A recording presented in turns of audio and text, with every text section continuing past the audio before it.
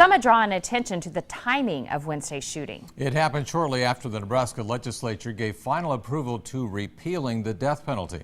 The governor is promising to veto it, but there appears to be enough votes to override that.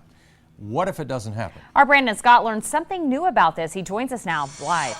Well, John and Mallory, as you said, the tragic news of yesterday's shootout and the death of Officer Kerry Orozco overshadowed the other big headline of the day, an historic vote to repeal Nebraska's death penalty. Earlier today, I spoke with Senator Beau McCoy, who represents Western Douglas County and led the charge to keep capital punishment. He told me that even though he was defeated by a vote of 32-15, he plans to continue fighting and hopes to secure enough votes to prevent the legislature from overriding a likely veto by the governor.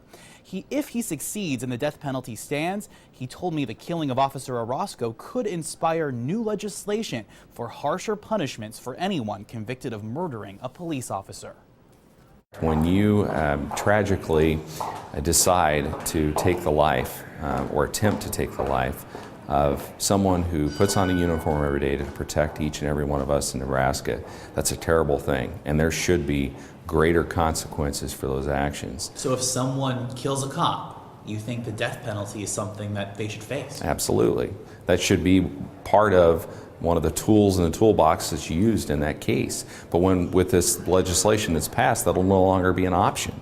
The worst penalty, the worst sentence they could receive is life in prison. And that's just not enough, in my view, when you have a circumstance like what happened yesterday in Omaha.